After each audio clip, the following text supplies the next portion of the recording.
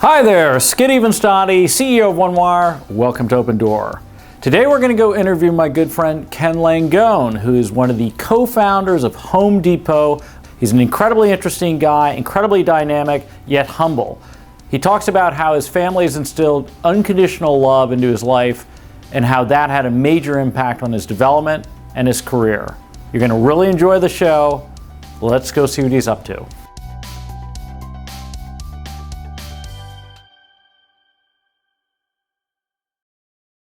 I grew up on the North Shore of Long Island in a little town called Roslyn Heights. I would call it a charmed life.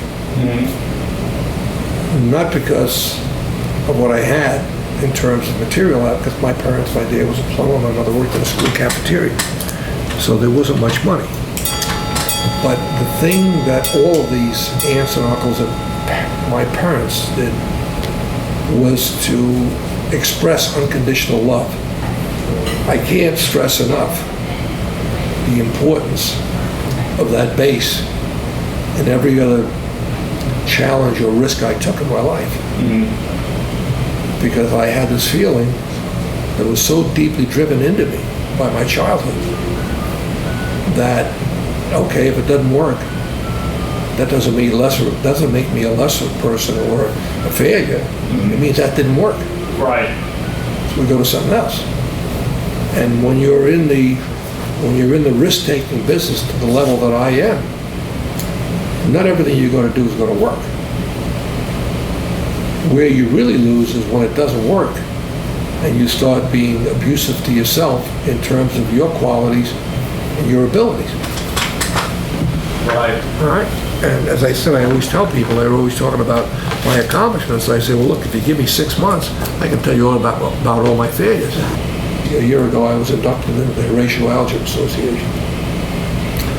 And many of the people that got it, there was 11 of us that got it, but a lot of the people that got it, clearly there was a theme among them that they were self-made. Mm. And I remember specifically saying, look, I feel out of place here. That's the one thing I'm not, is self-made. I can go right back. If you gave me Yankee Stadium, I wouldn't be big enough to put all the people in the room that helped me along the way. So I said, if self-made is a condition to get this award, you gave it to the wrong guy and me.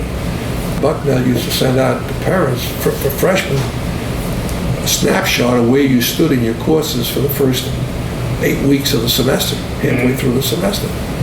And I was literally getting an F in every subject I took. And I was taking a course in basic economics when he handed out all the papers with the grades. After the class, that session was over, he announced he wanted to see me. Out of 200 kids, is Mr. Langone here? I said, yes, sir. I'll never forget it. He took the exam book and he threw it on the desk and he said, that is the worst English I have ever read in my life. Because I had a struggle to find out what you were saying, but once I figured it out, I don't think I've ever had a freshman that understood the concept of supply and demand better than you. He said, I'm going to meet with every one of your other class and professors. And we're going to come back, and here's what we'll do. And I think I can persuade them. You promise me you're going to turn yourself around and really work hard between now and the end of the semester. And I'm going to have these people, like I'm going to do, spend some time with you and get you out of this ditch. And I mean, that was effectively the turning point in my academic efforts. Anyway, I'd love to talk to you a little bit more about your business career. You went to RW, is it P-R-E-S-S-P-R-I-C-H and Company. Okay, so that was sort of your first experience in the investment banking area. And but I didn't go as an investment banker, I went as a salesman. So I decided I was going to go to Wall Street, and my father-in-law again introduced me to some people. I had a lot of interviews and not much happened. Mm-hmm. And I finally met a guy, he knew a guy at Pressbridge, he knew a railroad bond trader at Pressbridge, and he introduced me. He got me to meet this guy, and this guy brought me over to meet the guy that ran the sales department. And he said, look, you know, we can't hire you, we're like everybody else in the street, we're trying to control our overhead and so forth. So I turned around and I left, and they were at 80 Pine Street, and I went right back upstairs, and I said, can I see Jack Cohen again? This woman's in receptionist, and sure. She comes out, what's up? And they said, Jack, look, what do you pay a secretary? He said, 150. I said, okay, pay me 150 a week. And by the way, they had trainees, they had about a dozen trainees. I said, I'll also, 2 nights a week, run classes as part of my pay in accounting, in securities analysis for the trainees. And I said, but there's only one hook. You have to give me every account you're not doing business with. 3.5 years I was made a partner. But then I decided that I felt at a disadvantage that we didn't have investment opportunities. So I, in addition to my sales responsibilities, I started knocking on doors for private placements, raising money for companies, public offerings. Mm-hmm. And along that way and along that route, I got access to Perot in February of 1968. Okay, that's Ross Perot. Ross Perot. Yeah. And he was then in the process of selecting an investment banker to go public. And I was late to the party. He was talking to Goldman, Whitewell, Merrill, G.H. Walker, Salem, you name the firms he was talking about taking this company public. And I persuaded him to put it off and let's get to know each other. Bottom line, he picked me. So we got this incredibly sought after IPO. Yeah. And it really was my segue into investment banking and deals and what I do now.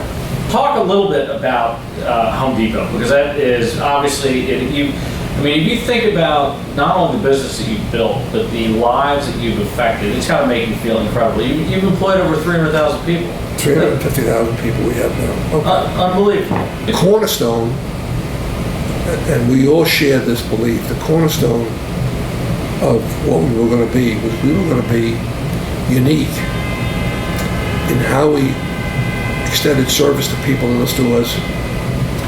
And to have special service, you had to have people that had to be motivated. Mm-hmm.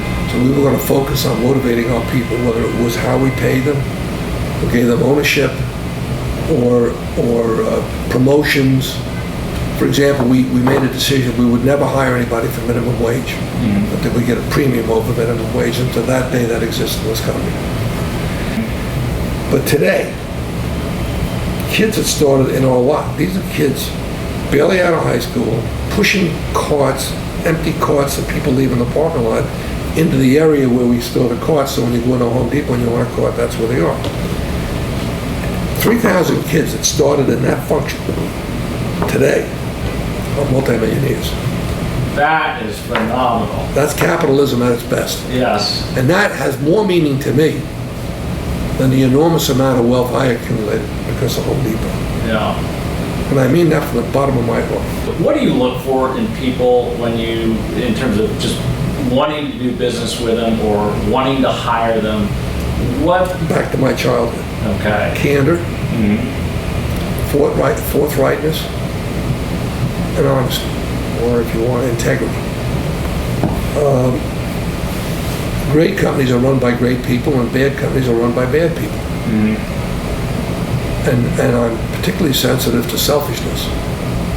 I think the genius that Bernie and Arthur and I had was recognizing that we would do a whole lot better, personally, if we made it available for a lot of other people to do a whole lot better. And that's exactly what happened. The hallmark of Home Depot today is the quality of service in the stores. I reflect on the deals that I didn't do well on, and if there was a common strain, it was my misjudgment of the character and integrity of the people I was dealing with. I've often said, nobody works for me, a lot of people work with me. Yeah. So, I mean, that, if I look back, if I, project back and say that was it. Got you. Okay. Well, all I can say is, Ken, I can't thank you enough for taking the time out of your busy day. Happy to do it. You're an incredibly successful man, and you're an incredibly humble man. Well, I don't know if I hope I'm humble, okay? As my wife says, her prayer is, every night, dear Lord, if you'll make him successful, I'll keep him humble. And I said to her, there are times I think when you're failing, Elaine, okay? That's a wife's prayer. There you go. I love it. Ken Langone, co-founder of Home Depot and many, many other companies. Can't thank you enough. Thank you.